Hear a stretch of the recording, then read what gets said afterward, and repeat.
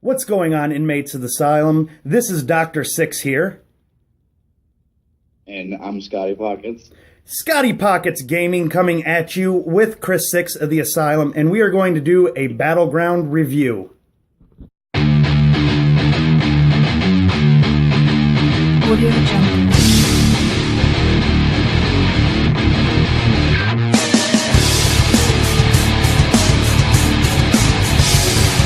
Audio Jungle.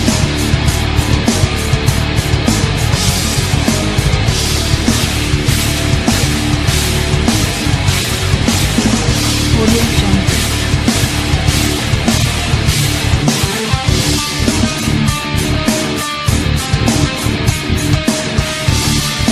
Audio Jungle.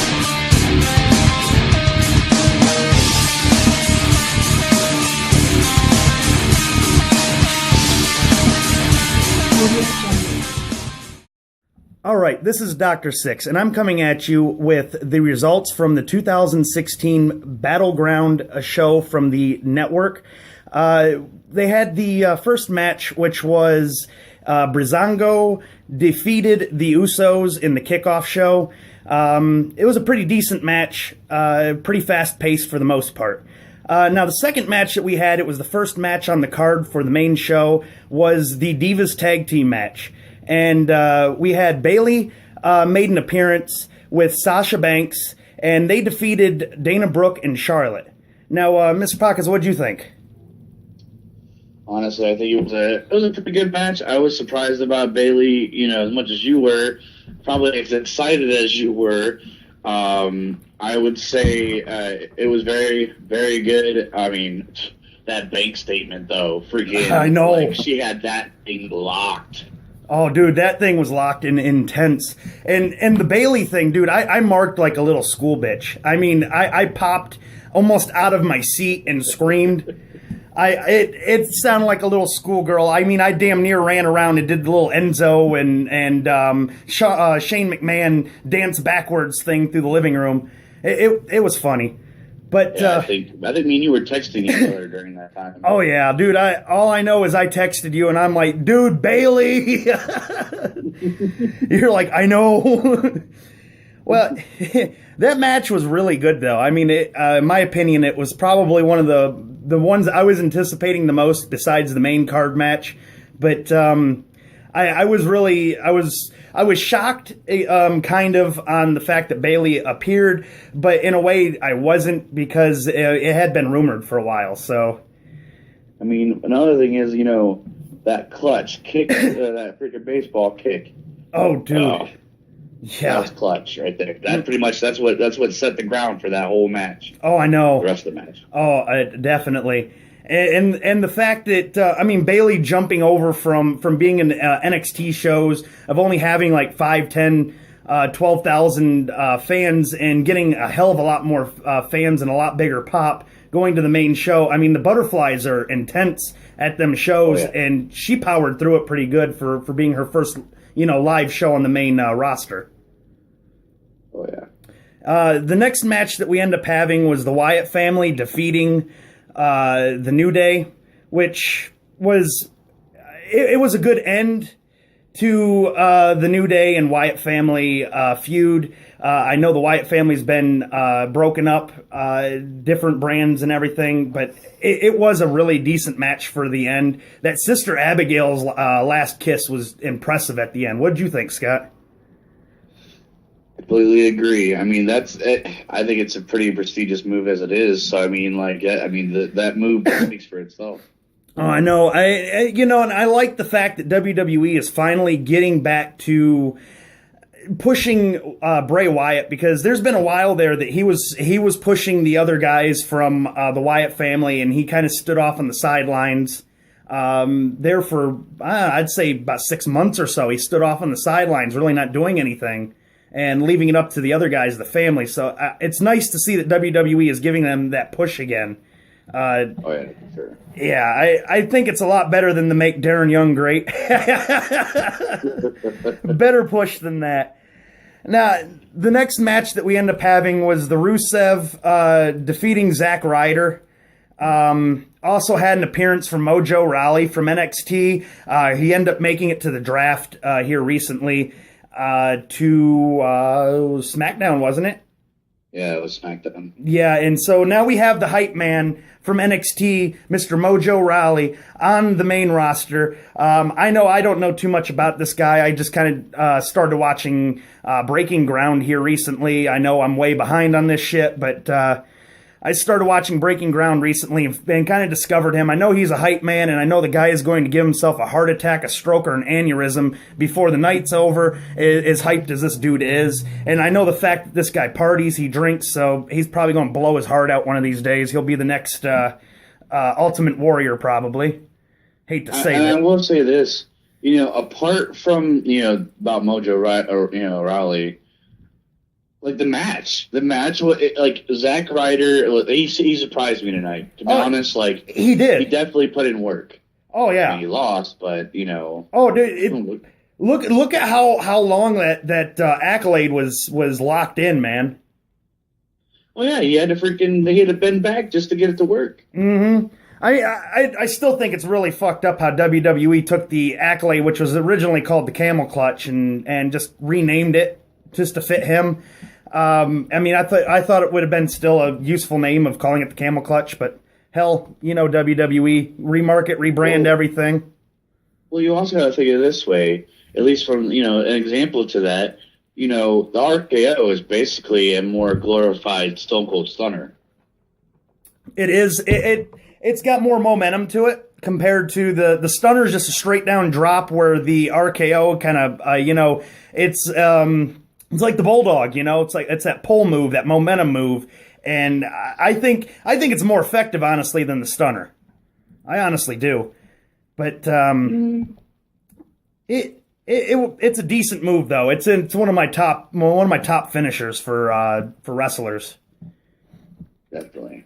Now, the next match that we end up having was Sami Zayn defeating Kevin Owens. Hopefully, ending their feud that they've had going. Now, this feud's been going on for years, different times throughout the years. Sami Zayn and Owens just know how to pull this feud off. They did it back in ROH as Generico and Steen. They got back to being friends again, did the same feud bullshit on NXT, got back to being so-called friends again for the WWE draft when they ended up making the main roster, meaning by that. And then they got back to being sworn enemies again. So, I mean, they make this work. They do a good job at making that work. It was a good match, very intense match. Those guys always put on an intense match. All right. So I have a prediction. All right. You haven't even discussed this just because I'm noticing other stuff. My prediction, that feud is not over. Oh no! And it's not going to it's not going to just be them two in that feud. I see Cesaro getting his name put in that. Especially after Cesaro dropping that pipe bomb and everything during the draft of him. Also, he talked about it during the pre-show too. Yes, and and I see him getting his foot in on that, and I actually see that if that turns out to be like a triple threat. Sort of like tonight's main card was, that would be a really decent match. That'd be a decent way to go with the feud. Throwing in a third one, that would give good depth to the storyline. Oh yeah, for sure. I mean, Cesaro's a great wrestler. Honestly, I kind of agree with him that he should have been on the card tonight. Oh, he's a damn good wrestler. He should have been higher up in the draft. At least I thought, a lot higher up. I think too. Yep, and well. The other thing that we end up having is they announced that John Cena will be hosting the Today Show on Monday, which is technically it's today. So sometime today that will be on air. I'm not sure what channel that's on. They didn't say the time or anything, but he will be hosting that.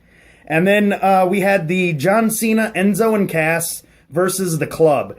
And John Cena, Enzo, and Cass picked up the win with the Attitude Adjuster off of the second rope. Ben, I think it was like the third Attitude Adjuster, the second one that he ended up taking.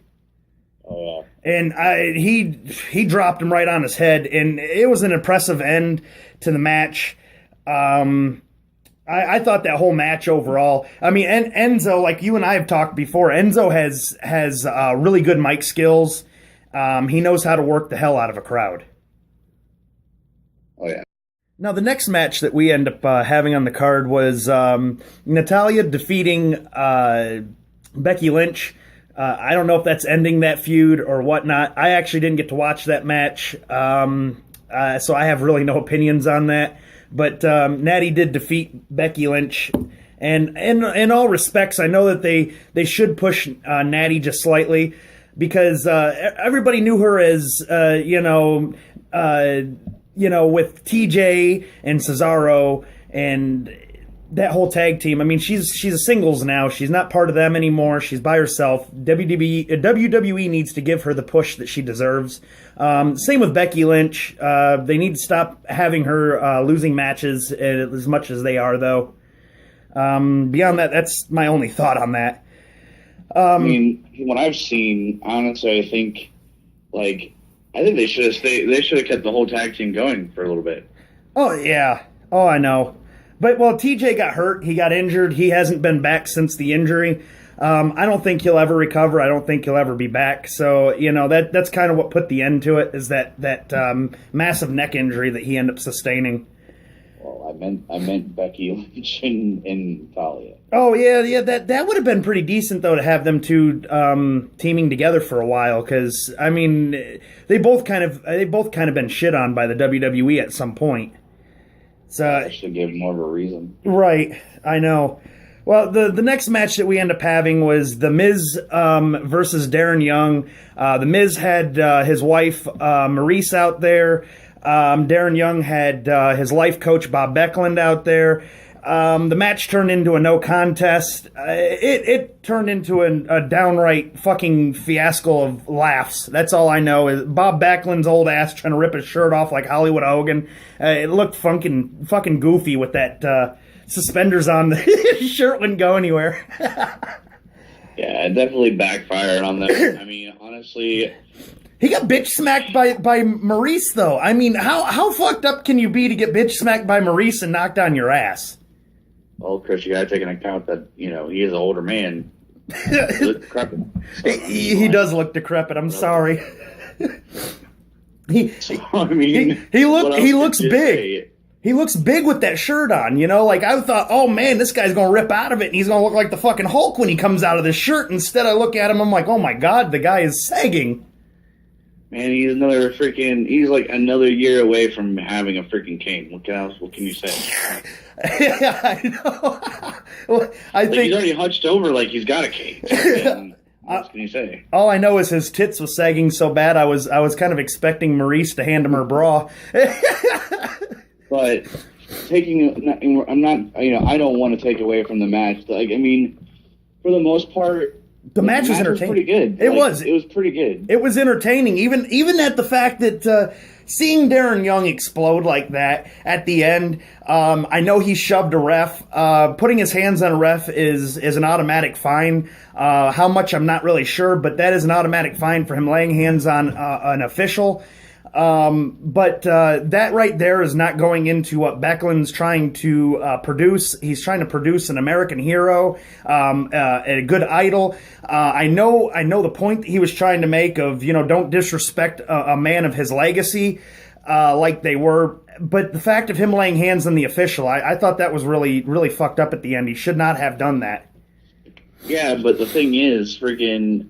You know what it was? It was the fact that, the Miz, like, Maurice seen that the Miz was losing, so she had to do something just to stop the match. Oh yeah. And well, the whole thing of Bradshaw stating that comment when they were like, I think it was Byron Saxton that made the comment originally of Maurice distracted Darren Young, and then Bradshaw's comment back was, well, somebody at his caliber shouldn't be letting somebody like that distract him. Well, it's kind of hard not to be distracted. I mean, you've got screaming all around you, cheering fans, booing fans. You've got cameras all on you, lights all on you. I mean, it's hard not to be distracted as it is. Plus, first of all, what caliber? Like, in my opinion, I still don't see Darren Young as... He ain't great. Ready. He was not ready for this match. He wasn't even ready to be in the WWE when he first came over. I mean, he's still, to me, I mean, they're making him look better than what he was. He's getting a lot more of the old grappling style. He's got some strong style, but it's more grappling style with the whole Beckland training and everything. But we both know that Titus Young was the reason why. Not Titus O'Neil? I'm thinking of another football player. Titus O'Neil was definitely the, he was the big shot of the tag team. Oh, yeah. Five-time players. Yeah, I know. And see, my thing is the primetime players, they weren't bad. But like you said, Titus O'Neil was a hell of a lot better than Darren Young, and Titus O'Neil was what made that tag team shine. He's still proving it today, being as a singles competitor. Not doing any tag teams with Darren Young is probably the best bet for Titus O'Neil, because he's able to shine. I mean, this guy is a beast. Titus O'Neil is a beast. The next thing that we end up having was a little segment of the Jericho highlight reel. Got to have a small little interview with Randy Orton. He ended up making his appearance or debut, I guess you want, his return back to WWE since his last performance, I think 9 months ago, from his shoulder injury. He's got the upcoming match, SummerSlam. His SummerSlam, right? Yes. SummerSlam against Brock Lesnar. And during the little the highlights reel skit that they were doing, on the back of Randy Orton's shirt, he had hashtag RKO out of nowhere. And Jericho was kind of waiting for that RKO. He played around with it for a little bit. He ended up finally nailing it, and it was god-awful hilarious to see him hit that RKO on Jericho. Because no offense, I mean, Jericho, to me, his character has just depleted from the badass that he used to be back in the 90s and the early mid-2000s. I don't know if this rock star status has got to his head or what, but, I mean, he's like a cross between Bon Jovi and Ellen DeGeneres. What was your opinions on that RKO? I thought that RKO was phenomenal, or wonderful, amazing. It was beautiful. It was beautiful to see after 9 months of being absent. It was great, because I mean, Chris Jericho was definitely asking for it. That's for sure. He was, he kept on asking for it. Oh yeah. But the one thing, I question, is Randy Orton going to turn face? Because at least when the last time I watched him, he was a heel. Right. And just seeing him coming out and he looked face. What? He looked face. He looked face tonight. Yeah, I mean, he was interacting with the crowd. Yep. Before he wasn't like that. He'd walk down the freaking aisle like he was badass. Freaking I don't care what anybody says. I don't do I mean, I'm sure he still doesn't care what anybody says. Oh, probably not. He was more humble, as I would say. But then again, did you see the Seth Rollins return? The what? The Seth Rollins return. Yes, but no, I didn't. I did not see that. Okay, when Seth Rollins returned, he kind of played off a little face role for a short, brief 10 minutes of everything, and then he came out with the whole heel of, you know what, fuck you guys, I've rebuilt myself, redesigned myself, and I'm reborn as a new guy without everybody. The code you have dialed is incorrect. Please check the number or code. When Rollins made his return back, he started out as a face for a short little period, about 10 minutes of his little speech.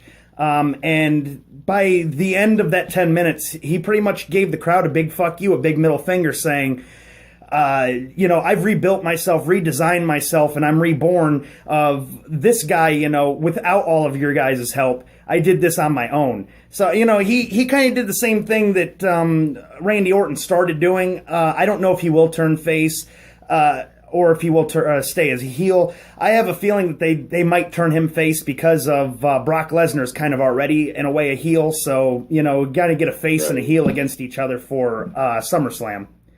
All I know is I hope he's ready for Suplex City, and I hope Brock Lesnar is ready for a nice RKO up his ass. So, right, freaking like the stab. The way Jericho put it, he was like, basically that Randy Orton was going to get thrown around like a rag doll. I don't think that's going to happen, just because I know. Orton's a beast. Randy Orton, he thinks on his feet, and he knows how to. He's wrestled people at his size. Oh yeah, he's a beast. And then the whole comment, that line though, I love that line. Like you and I were talking, right after the event was over, that line he stated as he's going to get there without the enhancements. Yep. That was a stab at Lesnar because I don't know how much everybody's been following. As Lesnar just got popped here recently, he failed a drug test. I don't know if it was for UFC or for WWE, but he failed a drug test. And I know, granted, this is his first time failing it.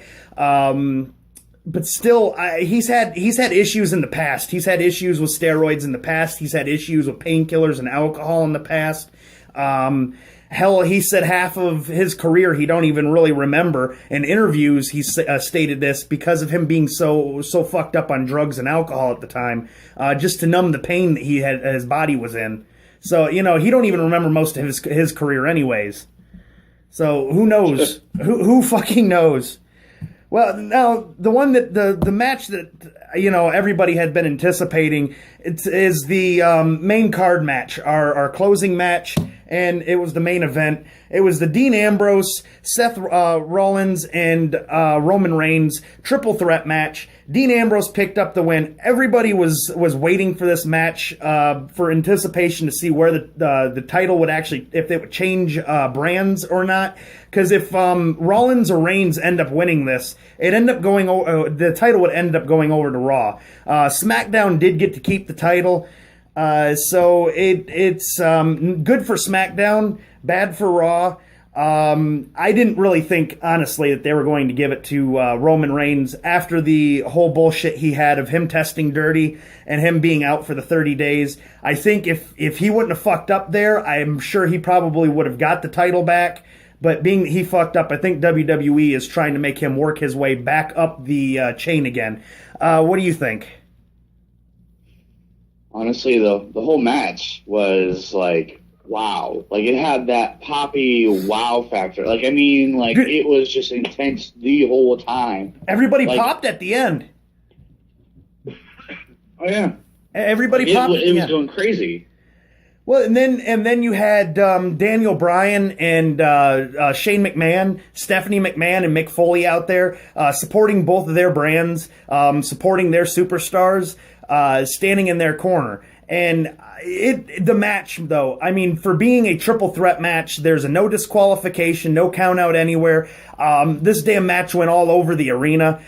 We had tables being broken. We had the Shield actually reuniting in a way, seeing Rollins and Ambrose actually teaming up together to put Roman Reigns through that announcer's table. It was nice to see the double team and see the camaraderie that these guys used to have actually come into play. I mean, they had history with each other. So, but what's your thoughts on the fact of the Shield is no longer now? The Shield is no longer. We will not see matches between them until brand paired pay-per-views. What do you think about the fact that they're no longer now? Well, I really wasn't really a big fan of Shield in the first place. I'm not taking away from like how good they were. I just didn't really particularly like them. Right. I would definitely say that I was honestly more surprised that Dean Ambrose and Seth Rollins actually did something together. Yeah. Especially because of the fact that I would have more pictured Reigns and Ambrose doing that power bomb to Rollins. Oh, I know. And that's what I was expecting. I mean, they've still got the brotherhood going. They still do it today. And, I mean, they kind of did it at the beginning for a little bit. They were tag teaming up on Rollins, but tables turned. Tables turned. I mean, because it was Rollins that ended it. Yep. He was the one that ended the Shield.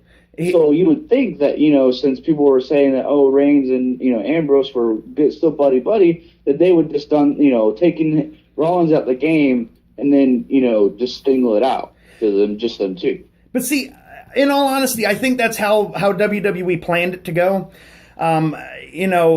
How they had worked it into the storyline, and being that Reigns fucked up like he did and he tested dirty, I think what it really actually determined, the whole fate of this match was him testing dirty, and I think WWE was punishing him. They really gave Reigns his ass to him. I mean, they handed it to him in that match.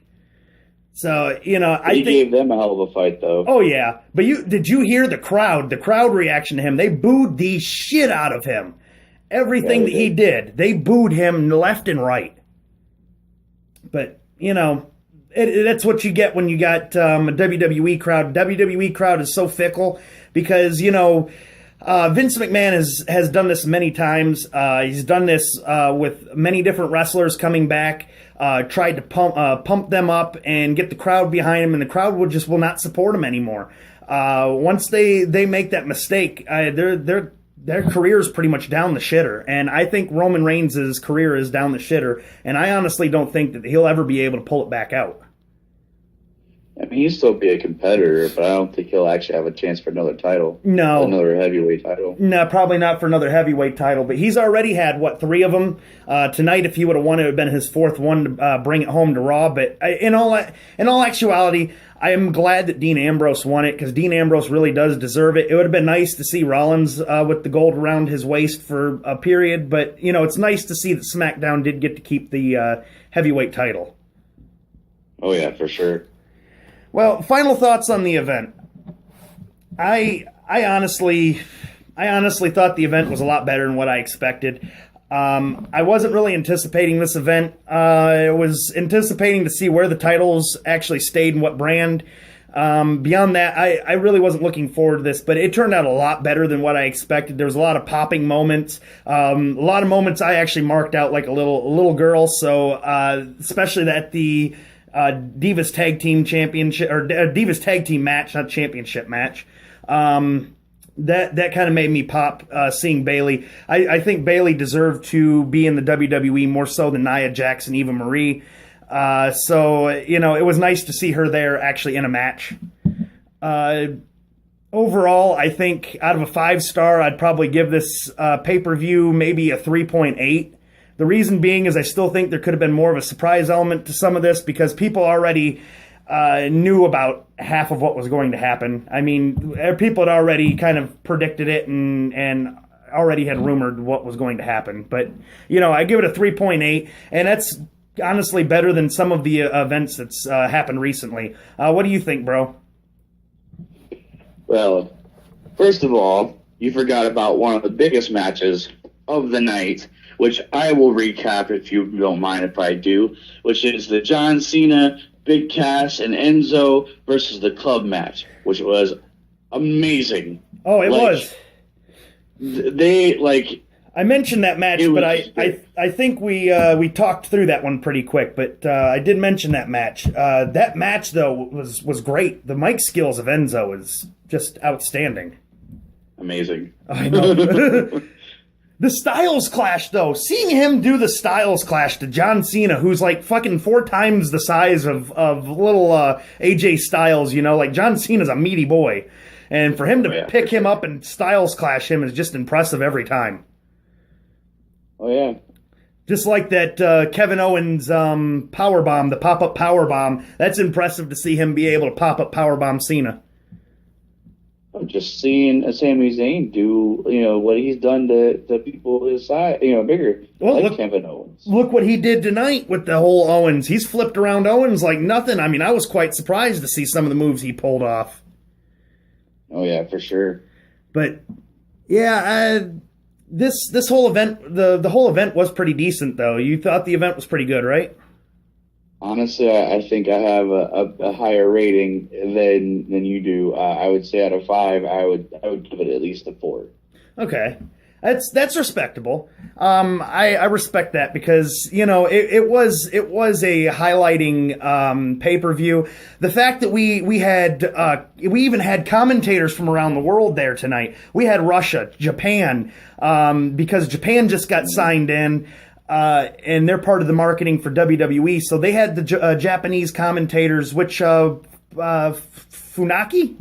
I think was who it was. Funaki was announcing, which is odd. Never would have thought the Funaki would have been there announcing. But then you had your Raw and SmackDowns. You had your Spanish announcers, which is always there. I'm surprised. I don't think it was the Spanish announce table that even got taken out. I think it was like the SmackDown one that got taken out. It was the German. Was it the German one? Okay, we had the German. Yeah, we forgot about the German ones. We had the German ones there too. So, the show overall rounded. It was a pretty decent show.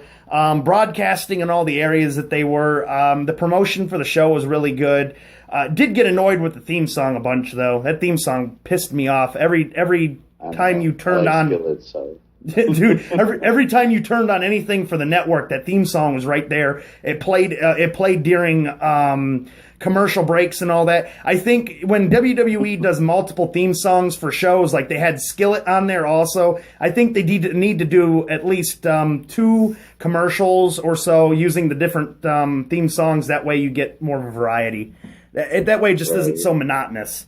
It really is kind of annoying, but beyond that, it was a good show. I really thought that WWE did a decent job to close out the end of that era and the beginning of a new era, where we now have the brand split. So let's see what WWE can pull off in this new era. For sure. All right, everybody. I'd like to thank my guest on the channel, Scotty Pockets from Scotty Pockets Gaming. Thank you. Give these fine people of the asylum a little description of what you've been doing on your channel, your last video, whatever be it. Give these people a little description of what's going on to check out. Well, I do mobile gaming, more so reviews. Hopefully Let's Plays if, I get enough people to, suggest it. But yeah, so definitely, if you guys pick it, I will play it. There you go. He also does Pokemon Nuzlocke games. He does install uninstall. That's the mobile gaming review portion.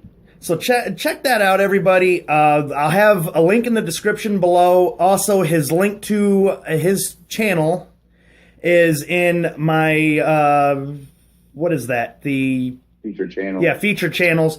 He also helped set up and rejuvenate my page into what it is. Kind of helped me reformat the layout. So thank you on that.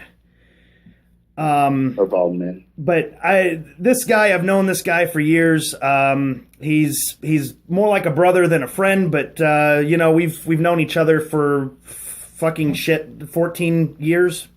So like 14 years. Yeah, so 14. I think it'll be 14 in November. Yeah, so we've got a lot of history with each other. Lot of wrestling talk over the years. So this little video here is a snippet of some of what we like to do when we're on the phone talking to each other or while we're in person. So you guys check out his channel. Like I said, the link will be in the description below. That's Scotty Pockets from Scotty Pockets Gaming. You guys take care of each other. Like, subscribe, comment, and favorite. Follow me on Facebook, Chris Wilson, Chris6. And I'll check back at you guys later. What's that? You also check me out on Twitter at ScottyPockets88. Yes. Shameless plug. Check him out on Scotty Pockets at ScottyPockets88 on Twitter. You guys stay heavy, my friends. Much love, and take care of each other. I'm out.